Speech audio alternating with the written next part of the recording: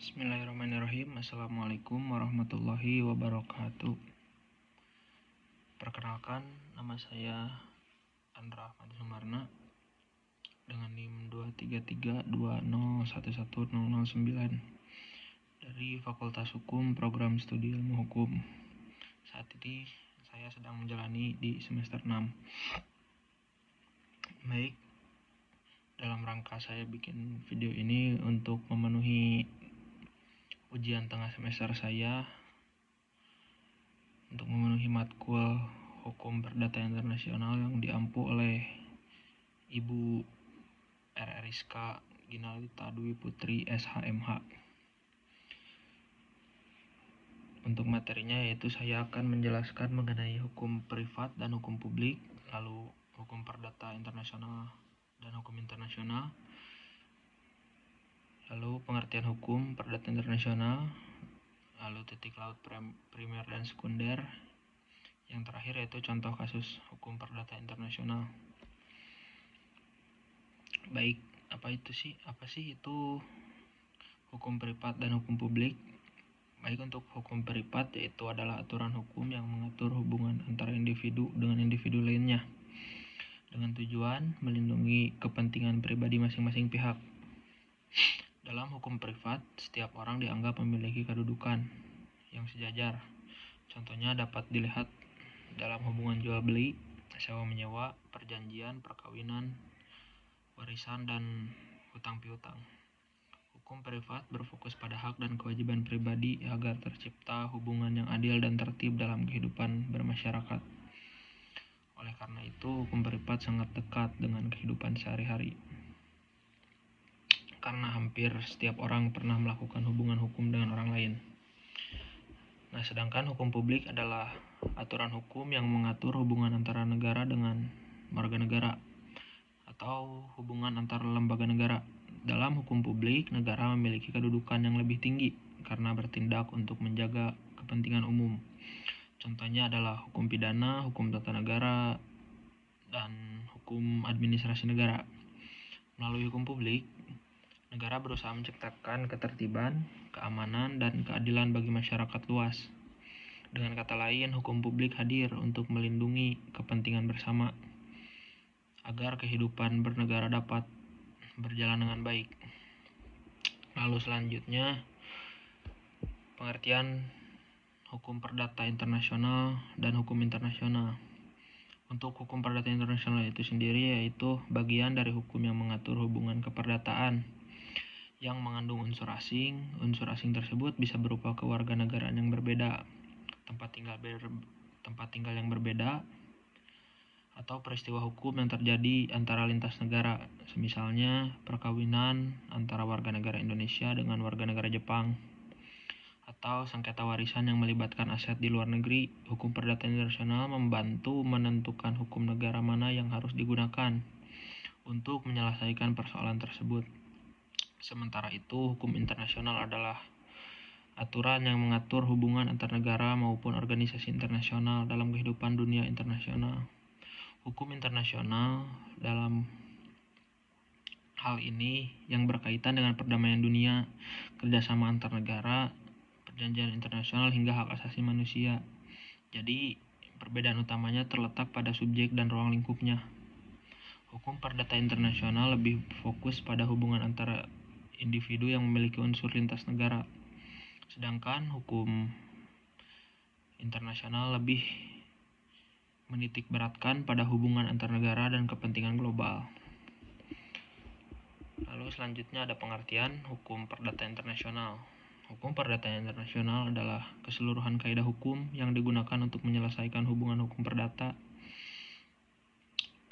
yang mengandung unsur asing. Kehadiran hukum ini sangat penting karena perkembangan zaman yang membuat hubungan antara negara semakin terbuka, baik dalam bidang perkawinan, perdagangan, pendidikan, maupun pekerjaan. Akibatnya sering muncul persoalan hukum yang melibatkan lebih dari satu sistem hukum negara. Secara sederhananya, hukum perdata internasional berfungsi untuk menentukan pengadilan mana yang berwenang, hukum negara mana yang harus diterapkan, dan bagaimana pengakuan terhadap putusan asing. Dengan adanya hukum perdata internasional, masyarakat dapat memperoleh kepastian hukum meskipun hubungan hukumnya melibatkan berbagai negara.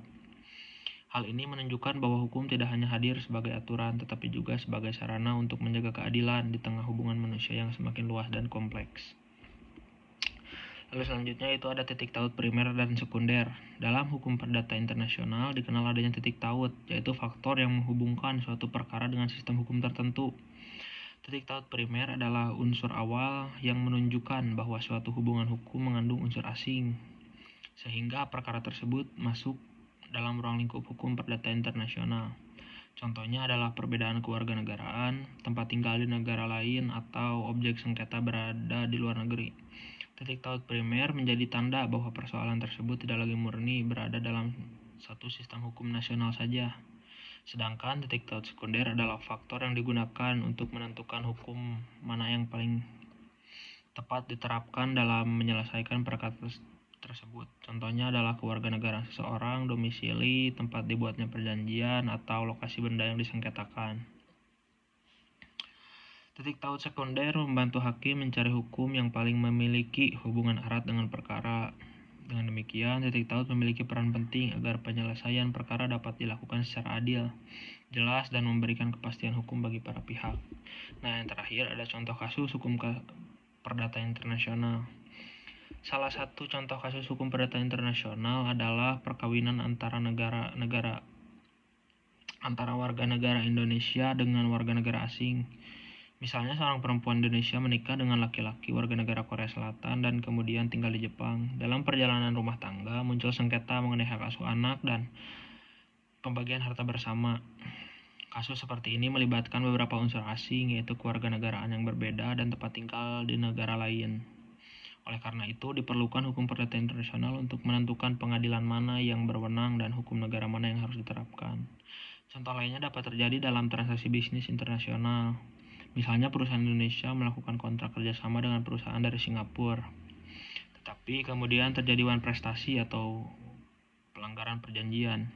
Dalam situasi tersebut perlu ditentukan apakah hukum Indonesia atau hukum Singapura yang digunakan untuk menyelesaikan sengketa.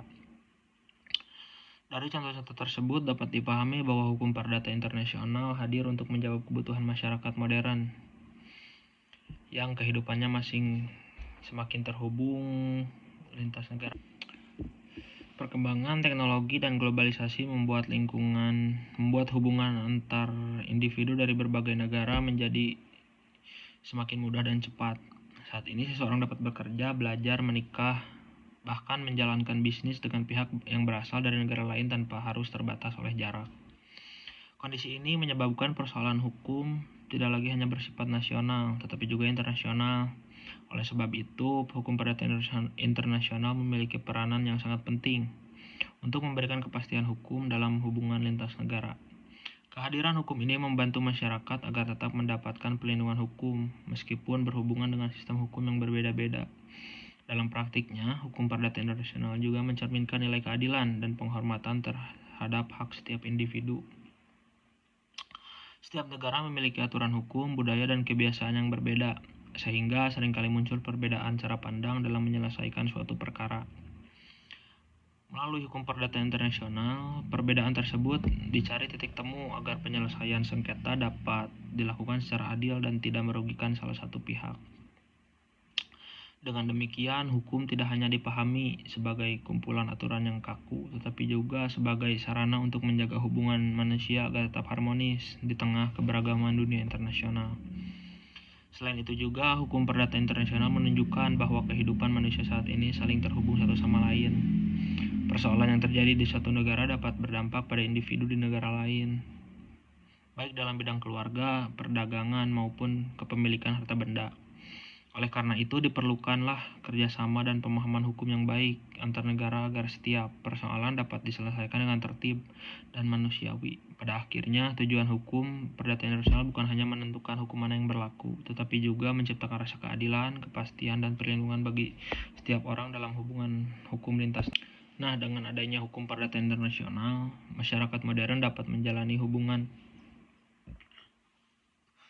lintas negara dengan rasa lebih aman dan teratur.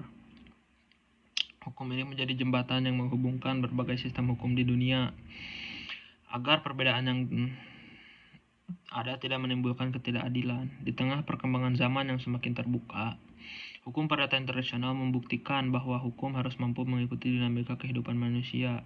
Oleh karena itu, pemahaman mengenai hukum perdata internasional juga sangat penting, terutama bagi generasi muda dan mahasiswa hukum, agar mampu melihat bahwa hukum tidak hanya bekerja dalam lingkup nasional, tetapi juga dalam hubungan global yang terus berkembang. Baik, mungkin cukup sekian penjelasan saya mengenai hukum privat, hukum publik, lalu hukum perdata internasional dan hukum internasional, pengertian hukum perdata internasional, titik taut primer dan sekunder, serta contoh kasus hukum perdata internasional. Mohon maaf apabila ada salah kata. Billahi taufiq wal hidayah. Wassalamualaikum warahmatullahi wabarakatuh.